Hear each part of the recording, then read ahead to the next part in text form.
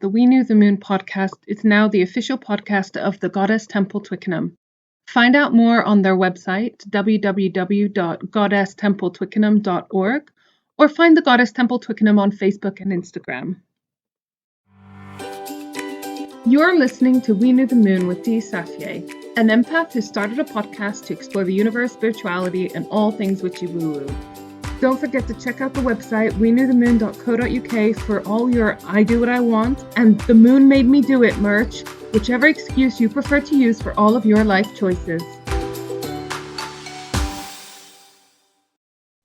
Welcome to We Knew the Moon. My name is Dee Safier, and today I'm joined by Leslie Ann O'Brien. Hi, Leslie. Hello, Internet. I'm smiling because I never call you by your full name. I never call you Leslie Ann. And I've never asked you what you prefer. I just call you Leslie. I feel like I'm being told off if I get my, full name used, but I'll stick with Leslie. That's good. Okay, well, Leslie and I have known each other for so long, almost 20 years now. It's been a good while, and I think a lot of gigs and... Because you used to manage my friend's band. That's when I met you. And we used to, as you say, go to loads of gigs, and we still do. And festivals and all sorts. Sometimes we brunch. Oh, it's all about the brunch now, honey. I'm going to gigs less, but you still go to loads, and you're still very involved in music business. So tell us what you're up to. Tell us about Lockjaw and Midwich Cuckoos. Well, I'm a label manager at Lockjaw Records. We're like a punk and UK label. 50% of us are based in the UK, the rest in Europe, and we have all sorts of bands from sort of skate punk, melodic hardcore, some rock in there. And we've recently signed a noise rock band called El Muno. Some of our artists include Belvedere, Darko, The Burnt Tapes, The Wonder Bears. Those guys are great. And I'm in a band called the Midwich Cuckoos. Your videos have been so awesome for Midwich Cuckoos. Something that I Googled because I completely forgot about it, and I Googled it. That's the novel that The Village of the Damned is based on, isn't it? Yeah, I didn't know it was a book. I'd seen the... Did you randomly just put two words together and, what a coincidence, it's also a book?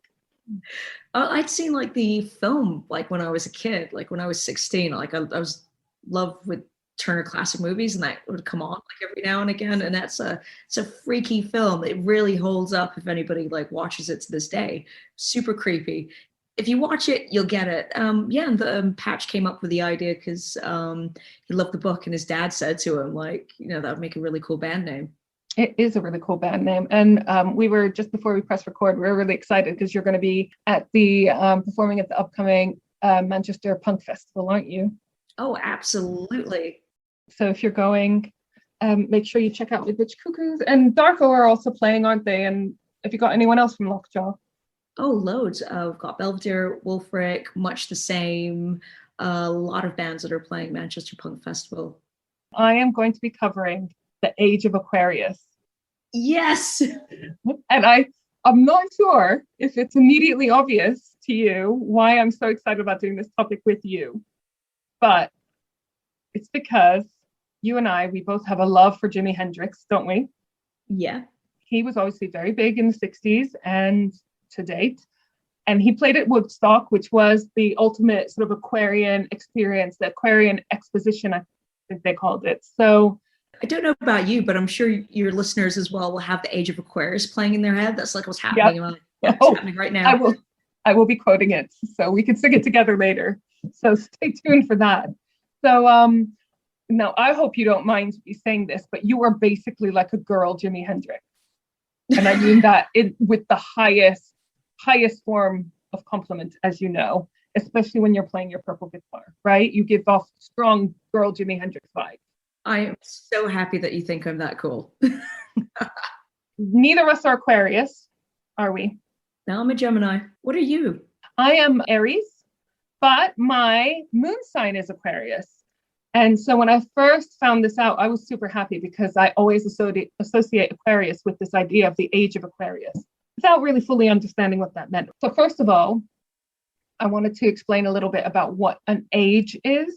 We're not talking about the month of the year that the sun is in the constellation of Aquarius. We're talking about a much longer period. An age, or a great year, is roughly 2,000 years. The technical scientific explanation is the time it takes for the vernal or spring equinox to move from one constellation to the next. So every 2,000-ish years, the sun's position at the time of the spring equinox will move into a new zodiacal constellation. So spring equinox takes place the 1st of March, I think. Yeah. So it will take another 2,000 years for that equinox to shift to another constellation. For it to enter the age of Aquarius, it will have to move earlier on into the year. But there's a lot of debate over how long an age lasts and whether we are in the age of Aquarius yet, or whether we're still moving into it, or whether we're nowhere near it yet. So that totally doesn't surprise me. Who's got 2,000 years to wait to find out? You know what I mean? We don't have anyone that was alive or records that go back like far enough before several of these ages. And then also to add to the confusion, in the zodiac, in the sun signs, they go from Aries, Taurus, Gemini, Cancer, and then they end in Aquarius, Pisces. But the ages go backwards. So we will move from Pisces to Aquarius. According to various astrologers' calculations, approximate dates for entering the age of Aquarius range from 14,047 AD, 3,535, I don't even know how to say this, 3597, I guess, if we're thinking 2021. So basically, we're either in the age of Aquarius or we'll enter it in 1,000 years. Let's call it the cusp. I mean, it's a blink of an eye in terms of 2,000 years. Yeah. So astrologers don't agree when the age of Aquarius will start, or even if it has already. But there was a study of all the different published materials on the subject. And 29 claimed that we were already in it, and 12 claimed that we haven't yet entered it. Now, you might ask why it's even important, right? Well, astrologers believe that the astrological age that we are in affects humanity and influences the rise and fall of civilizations and cultural tendencies. It's a big deal. Whereas your sun sign might influence you as an individual person and your personality, the age that the earth is in affects civilization, culture, the state of the world, basically. When you look at these different ages and what happened in them, it's kind of creepy how it is. Okay, hit me. How creepy? The age of Leo was between 10 and 8,000 BC. So Leo being the fire sign, lots of golds and reds and orange colors. So this was known as the Golden Age. The major event of this age was the deglaciation of what now constitutes much of the modern habitable world. So basically, the end of the Ice Age, which is kind of creepy, seeing as it's a fire sign and it's ruled by the sun. So under the age of the Leo, the earth literally melted. Then we have the age of Cancer, which came after that, 8,000 BC to 6,000 BC, give or take 1,000 years either side. So accurate. And the age of Cancer, Cancer being ruled by the moon, is associated with the process of bearing, birthing, nurturing, protecting. And this is the age when we started domesticating farm animals and moving towards permanent dwellings and having kind of agriculture. Makes sense. Then we have age of Gemini, 6,000 to 4,000 BC, give or take 1,000 either side. And the age of Gemini, so Gemini is the air sign, very much about communication and intelligence and so forth. So this was the age of communication and trade. During this age, writing supposedly developed and trade started to accelerate. In myths associated with the constellation of Gemini, comms and communications and trade are associated with this sign. So then we move on to the age of Taurus. This is 4,000 to 2,000 BC. So we're still nowhere near the modern age. But the age of Taurus is the age of earth, agriculture, and the bull. This age is thought to have occurred approximately around the time of the building of the pyramids in Egypt. And this is when Moses was supposed to have descended from the mountain with the 10 Commandments. Like, this is the time period we're talking about. Some of his people or followers were found by him to be worshiping a golden bull calf. Do you know this? You're nodding. Yeah. You know this. He instructed these worshippers to be killed. This represents Moses killing the bull and ending the age of Taurus and ushering in the age of Aquarius, which he represents. Bum, bum, bum. Is that all in the Bible? I need to read it again. Yeah, I think there's a lot of strong symbology sort of in there, and this kind of the ages and other things. And I always found that fascinating. And I guess you've got a point coming up about the age of Aquarius, but let's see. So, Age of Aquarius, the age of war, fire, and the ram. Aries is another fire sign and is all about the bold actions. The themes emphasized during this age relate to courage, initiative, war, and adventure. Nations during this age, such as the expanding empires of China, Persia, Greece, and Rome, are often cited as examples of the archetypes of Aries in action. So you had all of these empires growing during this age of war, because Aries is ruled by Mars, you know, the god of war. Crazy, isn't it? So that was 2000 BC to the year 0. So now we have baby Jesus being born. The age of Aquarius ushered in efforts to replace polytheism with monotheism. So this is where you've got, you know, Judaism is spreading and Jesus is being born and so forth. The earliest known attempt was by the Egyptian pharaoh Akhenaten. Oh, Akhenaten.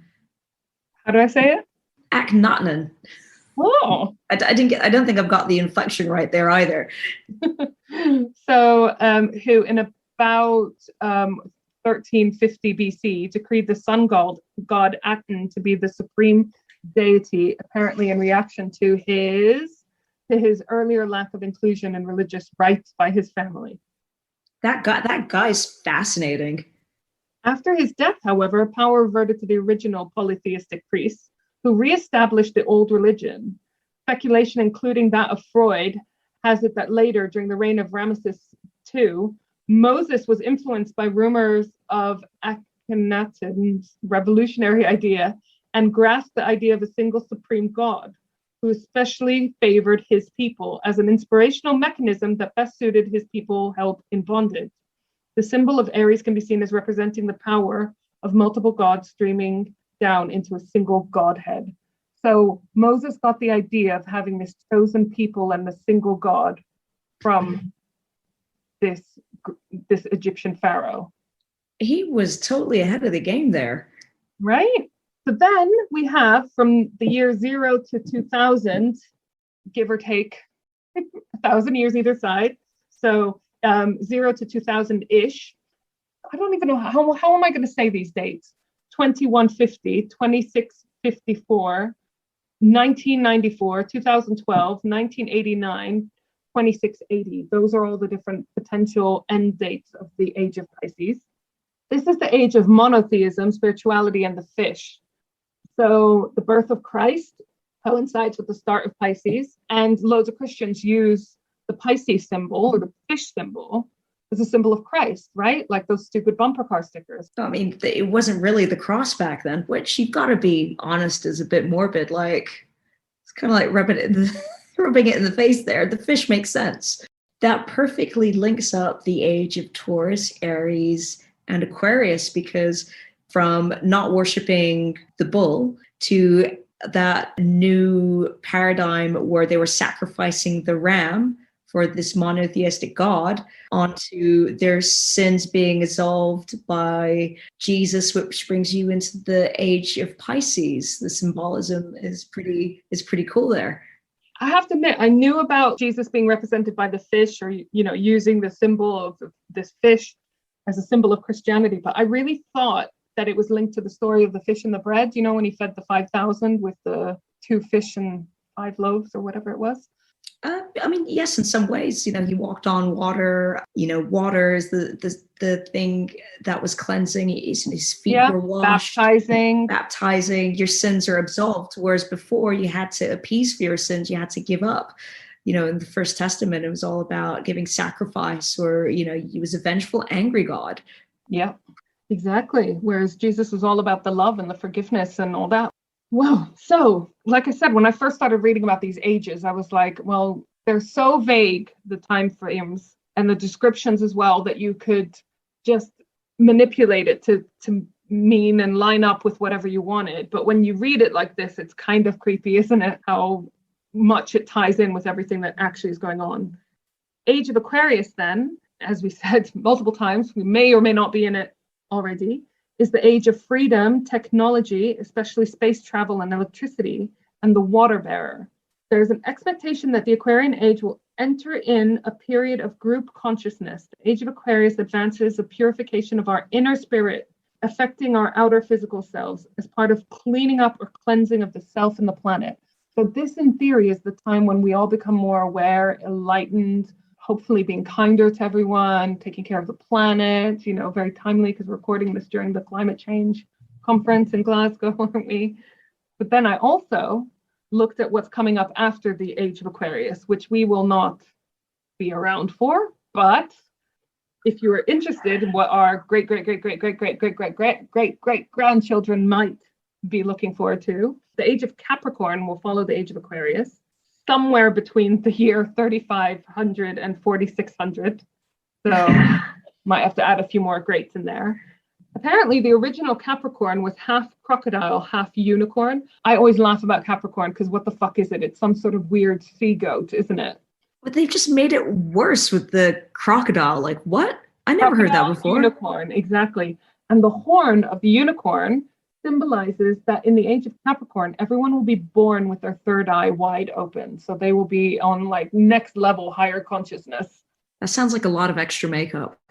I know, right? But I don't know, I feel like convenient because you could hang like your car keys on your horn, but then you'd be like, oh my God, where is it? Where is it? I can't find my car keys. Like when you've got your glasses on your head. Well, we won't have to worry about that, will we? Because we for sure will not be there. All right, so we've kind of talked about roughly when the age of Aquarius is and what it will mean. It's sort of a time when we're going to be spiritually enlightened and turn away from things like war and so forth and be kinder to everyone and ourselves and the planet. And this expression moved into popular culture during the sort of 60s, during the hippie movement, during the New Age movement. And in particular, as we mentioned at the top of the show, 1967, the musical Hair had the opening song Aquarius. Yep, we're dancing. So the lines are, this is the dawning of the age of Aquarius. And some other lines are, when the moon is in the 7th house and Jupiter aligns with Mars, then peace will guide the planets and love will steer the stars. Actually, none of that is physically possible. Oh, darn. I know. Astrologer Neil Spencer denounced the lyrics as astrological gibberish, which is another good band name, noting that Jupiter aligns with Mars several times a year and the moon is in the 7th house for 2 hours every day. So, but I mean, it's poetic license, isn't it? The other thing that just propelled this phrase into popular usage was Woodstock, which was billed as an Aquarian exposition. So this is where I get super excited. And I went on a Woodstock tangent because of our mutual love for Jimi Hendrix, festivals, music, etc. And I learned so much about Woodstock and I want to tell you all about it. But first, can I just ask you, have you ever researched Woodstock? No, I think I've watched a couple of documentaries and the footage. No. You might know all of the things I'm going to tell you. Let's see. Hopefully you forgot. So it was held in August 15th to 18th, 1969. And I mean, you would struggle to find a person in like the Western world who's not heard of Woodstock. It's seminal. Right? It was held on Max Yuzger's dairy farm in Bethel, New York. So not actually Woodstock. It was 40 miles southwest. And it was billed as an Aquarian exposition, 3 days of peace and music, which sounds lovely, doesn't it? That sounds totally groovy, baby. Mm-hmm. But it was also known as Woodstock Rock Festival, which gives off different vibes. Rockers are also peaceful. And it attracted an audience of more than 400,000. There were 32 acts performing outside, despite the fact that it was raining. It's a pivotal moment in popular music history, as well as a defining event for the counterculture generation. Agreed? Yeah, I mean, like you said, we keep on talking about it. Yep. So, Leslie, I have a serious question. What would you give to have been there? A foot? No, that would have been hard to walk around that day then, if I didn't have What a if foot. what if you had to sacrifice your foot after? Yeah, I'm in. Right? Or like, I reckon I would give several toes or fingers. I'd probably go whole leg Would and a you? digit or something. Yeah, yeah. And just as long as I sat in a good spot, because apparently the sound was atrocious. Yeah, well, we'll go into that. There were lots of things that were actually genuinely atrocious. This was an effort initiated by Michael Lang, Artie Kornfeld, Joel Rosenman, and John P. Roberts. Roberts and Rosenman financed the project, and Lang had some experience as a promoter because he had previously worked on the Miami Pop Festival, where there were 25,000 people attending a 2-day event. Slightly different, but some experience there. So Woodstock Ventures was formed in January 1969. The offices were located in a really oddly decorated building in Manhattan. Bert Cohen and his design group, Curtain Call Productions, oversaw the psychedelic transformation of the office. I want to Google. Have you seen this? I bet they were in one of the documentaries. No, I've not. All right, let me Google and show you. I bet they're funky. Oh, no, that's Jakarta. I have memories now of trying to find it before when I was researching and not being able to. All right, we'll crack on. So if anyone can find a picture of the offices, please at me. I want to see them.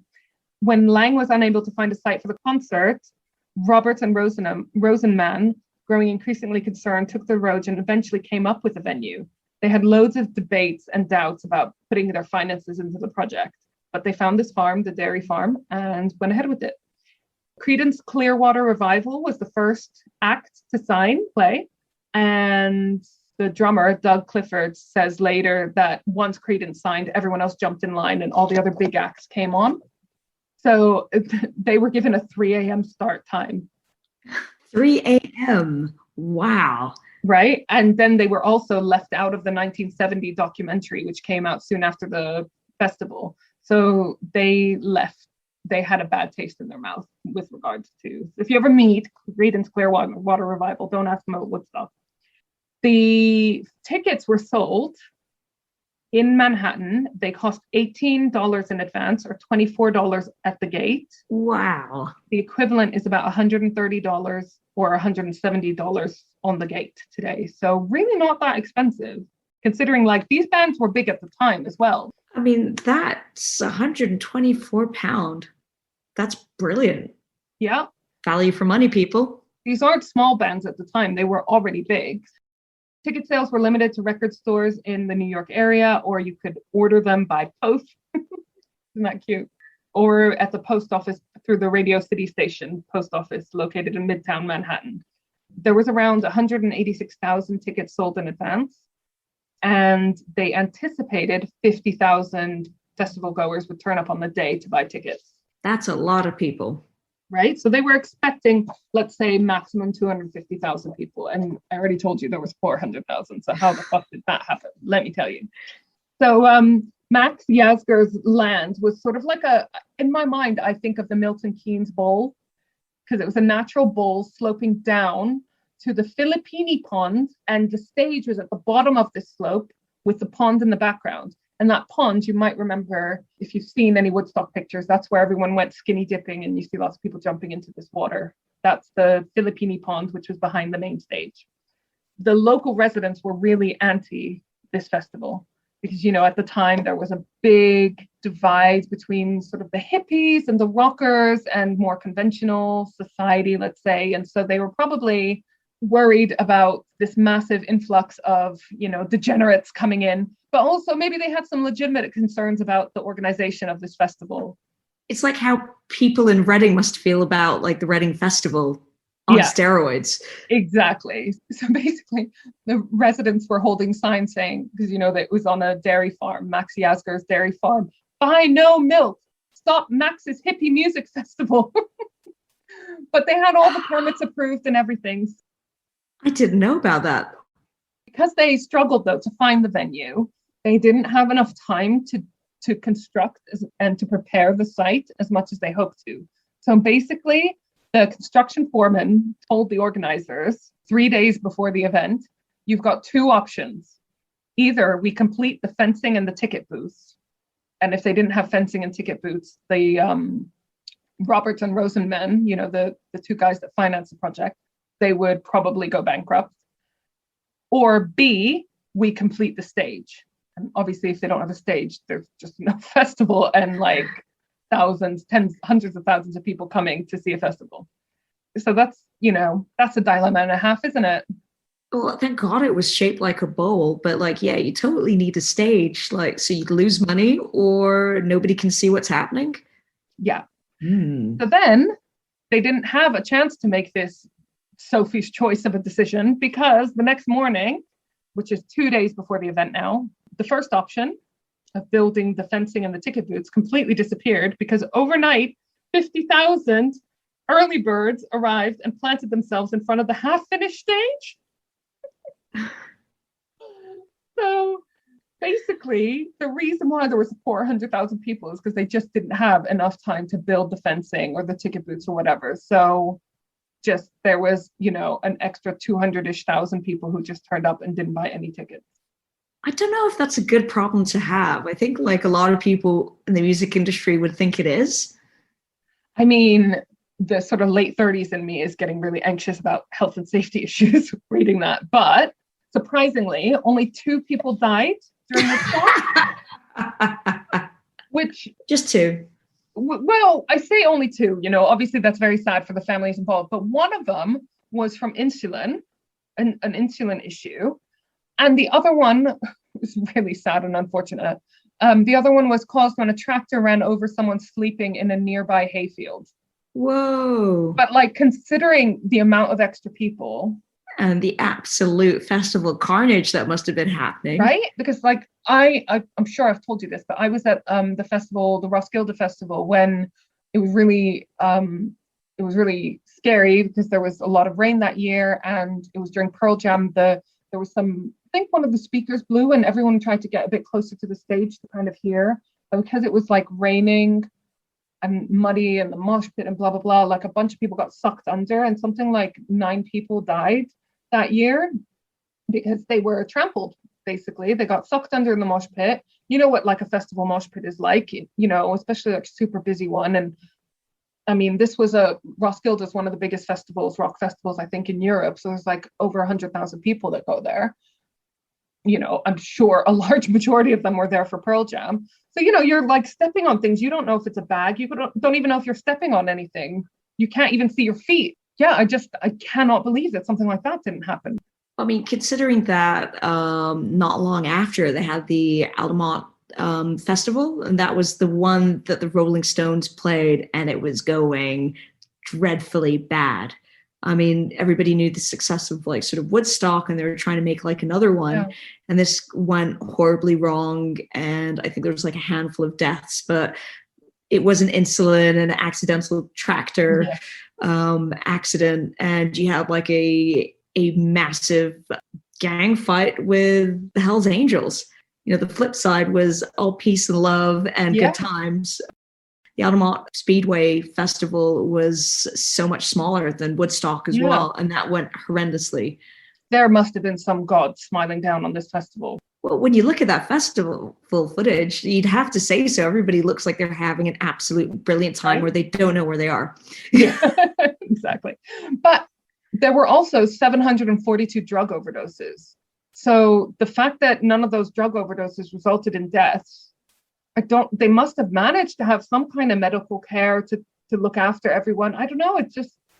The mind boggles, but I'm very happy for them that there wasn't some kind of disaster. Wow.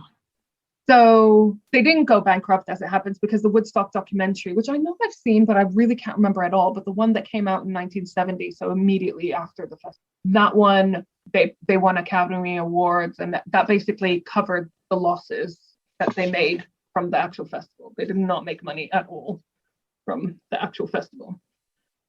There was chaos because there was a lot of difficulty dealing with the large crowds.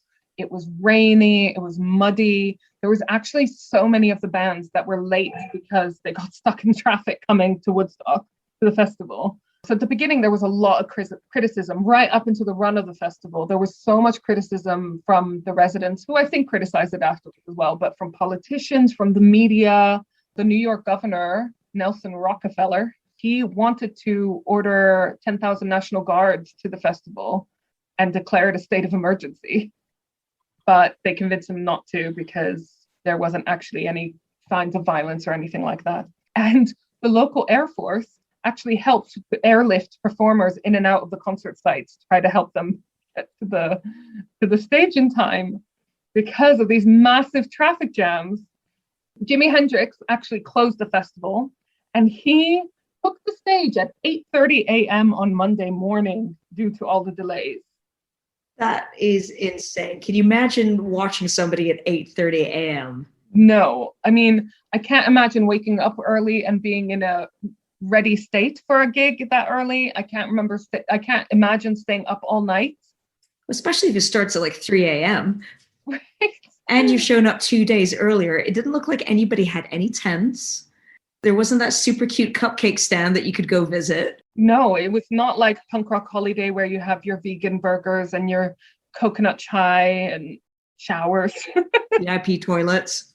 So, good on them. Well done. These people that were there, brave individuals is all I have to say. But actually, there was just a fraction of the 400,000. Actually, they don't even know. I've seen some figures that say up to 450,000 people attended. I mean, to put it in perspective, that's almost 500,000 people. That's a lot of people. That's bigger than some cities. Some people estimate 30,000 watching Jimi Hendrix. Other people saying 200,000. Lots of people saying that they just watched one song and then just left.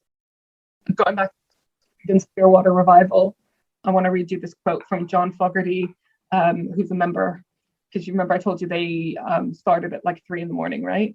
He says, "We were ready to rock out and we waited and waited. And finally it was our turn.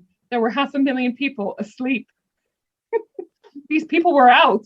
It was sort of like a painting of a Dante scene, just bodies from hell all intertwined and asleep, covered with mud.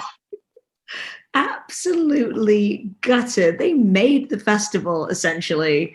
Basically. And everyone's asleep. But I probably wanted to get some energy for Jimmy later. So yeah, as I said, it was very peaceful given the number of people and the chaos that was surrounding it. There was only 2 fatalities. There were also 2 births.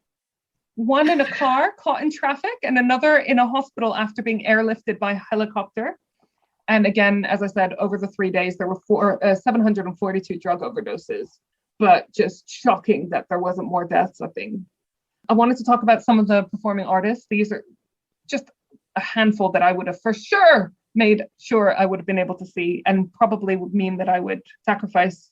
I'm looking at them and I'm thinking, yeah, maybe a leg. Like in a couple of digits. You don't need that ear, do you? I mean, no, you don't need because look, Joan Baez, who I love, she was actually 6 months pregnant at the time. I've never been pregnant, but I can't even imagine finding it easy to get off a sofa at 6 months pregnant. So imagine performing at Woodstock. Santana were there.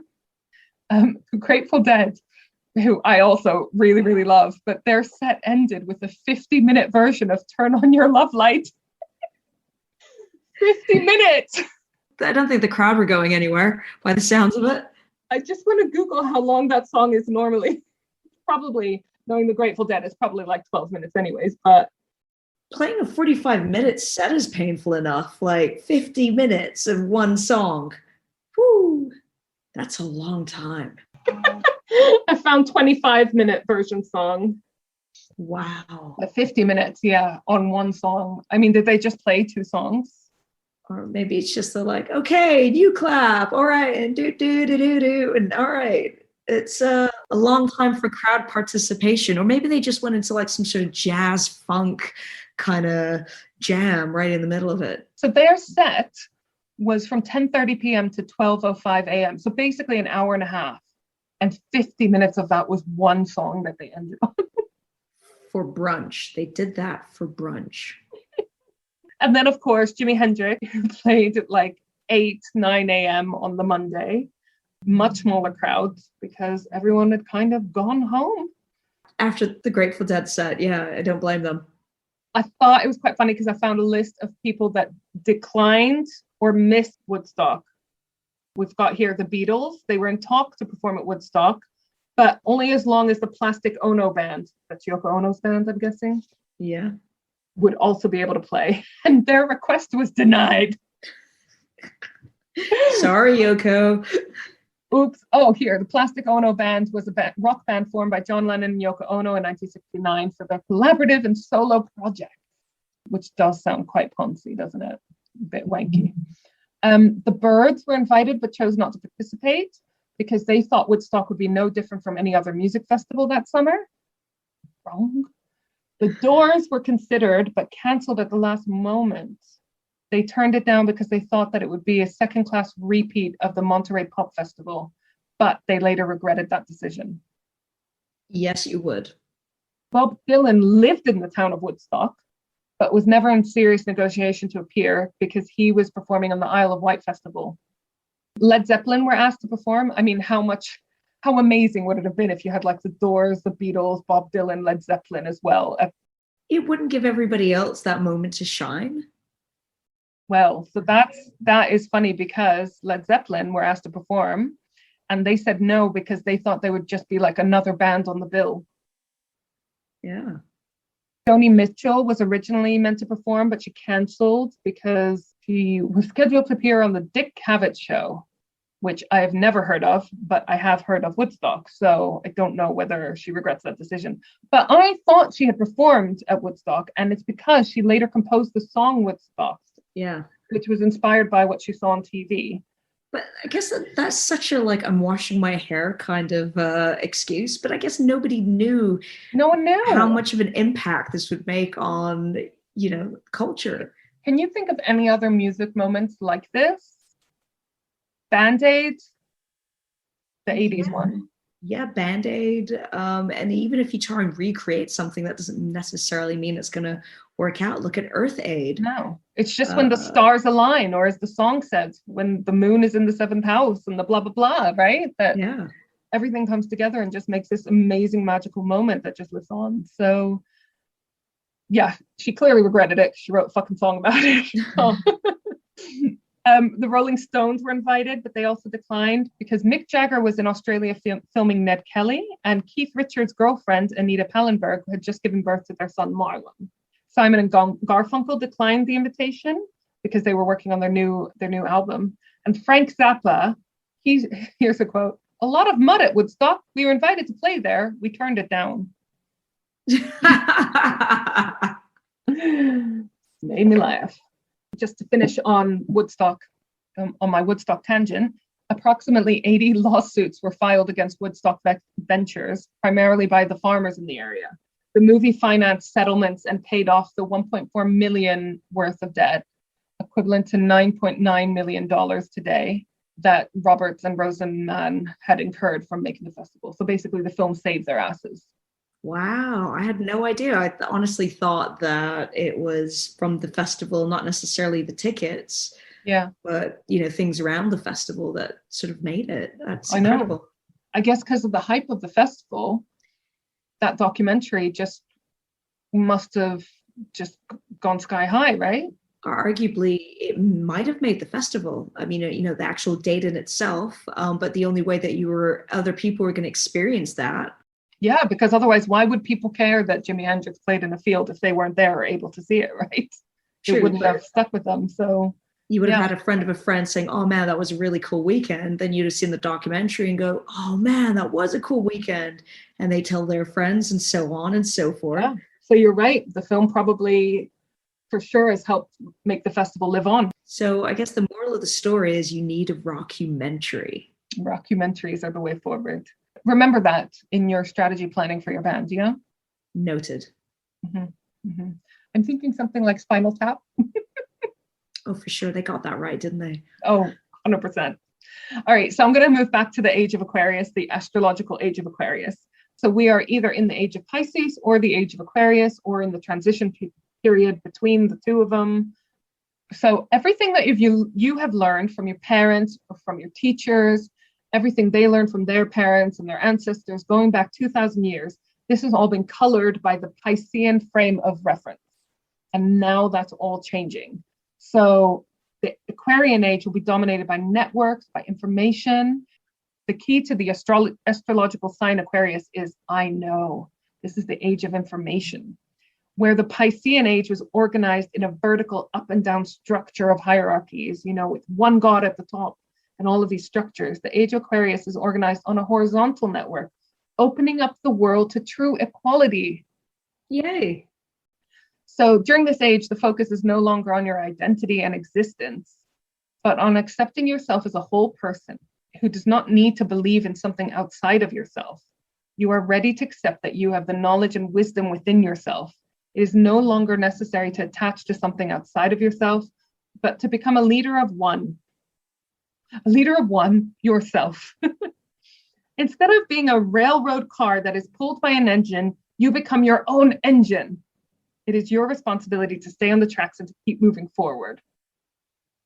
So it's like a lot of ownership of your own responsibility, which I think can get lost when you're sort of blaming God and other people or whatever for all the bad shit. Well, and it makes sense about the whole sort of nature aspect of it. Like, if we're looking after nature and ourselves, we have to be responsible for our action. Exactly. But this is a shift that can bring out the best and the worst in mankind. Some people are preparing for this shift by opening their hearts and their minds and embracing this new age. And some people are intimidated by change because lots of people are scared by change and they don't understand and want to return to the golden age of the past. They want to circle the wagons and trust only those who are like themselves. So we've seen a lot of that. Like, if you think about it, maybe that's why you've got such a resurgence of the right in so many countries, We think, fuck, Trump is gone. But I mean, what the hell was that? And, we live in the UK and we're no better at the moment, are we? So is this people panicking about this change and circling the wagons? Perhaps. I mean, there's a lot of dogma out there. Everything's quite polarized in a very dogmatic way, as opposed to that sort of realization, like, we're all kind of in this together. We don't have to have the same opinions, but yeah. Well, so transformation is a painful process quite often, even if you want it and you're open to it, because change can be hard and challenging, right? So the more you understand what's happening, the more you can go through these changes without losing your balance and stability. So I've got some tips for going through this transition into the age of Aquarius. Do you want to hear my tips? Absolutely. Have a daily spiritual practice, whether that's yoga, journaling, exercise, meditation. Don't give in to fear, despair, or anger. Ignore fake news. And be a source of light. So those aren't actually my tips. These are tips from Santok Singh Khalsa, who's a chiropractor in Pasadena, California. He's also the director of the Awareness Center. Chiropractor, Aquarius, usherer in, and... So I've got now what the age of Aquarius will mean for each sign. So for Aries, which is me, Aries will play an important role in sharing information. You have a curious mind and significant contributor to brainstorms. You love exploring and learning, meeting people, networking, and you're great with communication, especially in new technology. That sounds like you. Now we've got Taurus. Your role now is as a protector of our sacred earth energy, because Taurus is an earth sign. You have a vital role to play as a strong backbone of this transition away from blind consumption and consumerism towards engagement with our resources in a way that truly nurtures us and the planet. Gemini, that's you. Your creativity and leadership play a central role in this coming age. Cancer, your consistency, thoughtfulness, and attention to detail are some of the most important qualities you can present to the world during this transition. So Leo, as the opposite sign of Aquarius, your energy is also being strongly activated now. You can claim your place as a central force for positive change. Virgo, as a careful, observant, and hardworking soul, you can accrue much power and influence during this time, as others appear to blindly stumble through the chaos. So if you're struggling with the age of Aquarius, find yourself a Virgo. They will help you, is what I'm reading here. Just always find a Virgo. They're amazing. I don't have very many Virgo friends. It must be off-putting to them. Libra, as the pacemakers and negotiators of the zodiac, you have a central role to play in uniting people across different countries, cultures, and boundaries. So they're really going to help bring people together in this challenging transition time. Scorpio, You are a natural leader, and now is the time for you to step up into your destiny and make meaningful changes and transformations within the world's largest corporate and government agencies. So they're going to bring down the man. Oh, wow. Yeah, that's like for Scorpio. That seems like a lot. Sagittarius, you are a visionary who's not tied to old-fashioned concepts and how things should be done, because they're like the adventurer. So because of this, you have an important role in envisaging future technologies and social institutions. Capricorn, naturally a very business-minded person, your role now is to truly align with your spiritual purpose so that you can use all your pragmatic skills and talents for their highest service. Aquarius, which I'm also going to claim for mine because it's my moon sign. It's your party, Aquarius. Creating groups and organizations may nourish you, but leave yourself flexible to keep exploring your own path. And finally, Pisces, you're very sensitive and receptive, and the chaotic changes that happen during this shift may affect your energy in complex ways. Poor Pisces, they're really going to struggle with this. So a crucial part of your role is to focus on self-love and self-care as a path to health and healing. Pisces, it sounds like you need your, what was it? Libra? Virgo. Pisces, grab yourself a Virgo to help you through, because you're going to need them. So that is my summary of the age of Aquarius. I didn't know very much about it. I knew it was meant to be some spiritual woo-woo thing, but I didn't really understand why. I didn't understand the connection too much to Woodstock in the 60s and so forth. But I really enjoyed reading it. I'm looking at a Woodstock poster now. It just looks fucking the business, doesn't it? It did look cool. And I've learned a lot from this.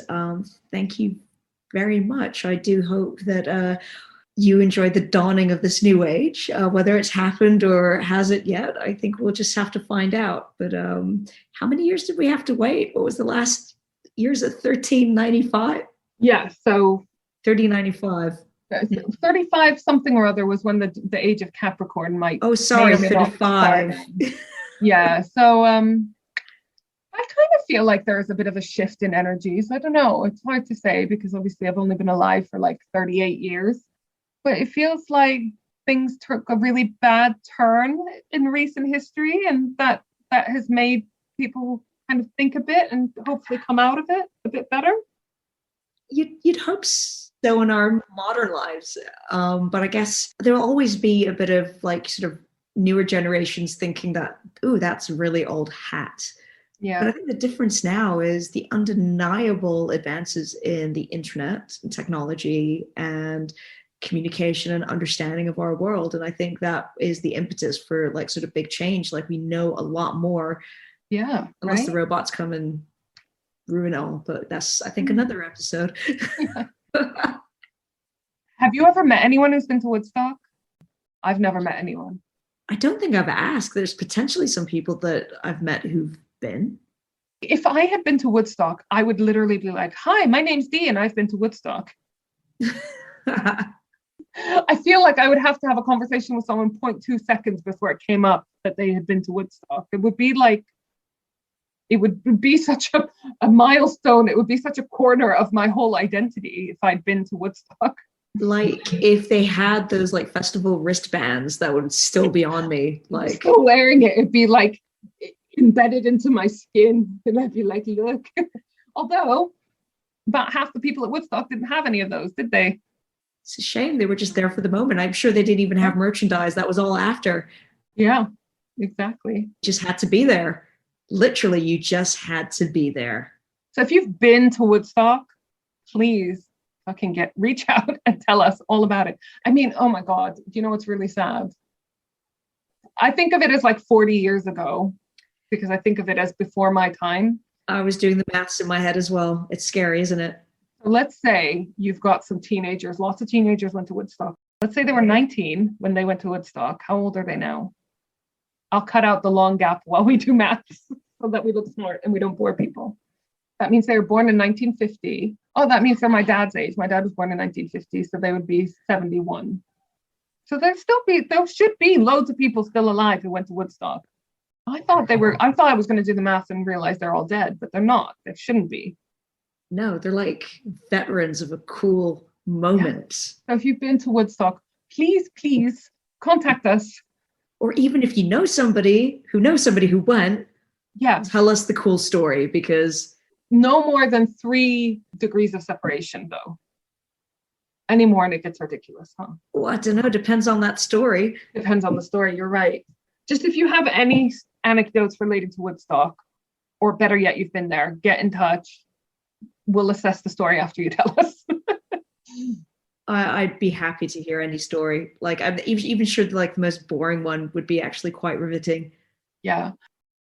All right. Well, thanks, Leslie, so much for letting me tell you all about the age of Aquarius. You're very welcome. It's been an incredible pleasure to learn about it, and it's been very informative and fun. Thank you. And I'm really excited because you're going to come back and join us for another episode where you are going to tell me all about your chosen topic. So see you next week. Bye. Bye. If you want lots more fun, moon info, and all things spiritual, plus our merch shop, please visit our website, weknewthemoon.co.uk.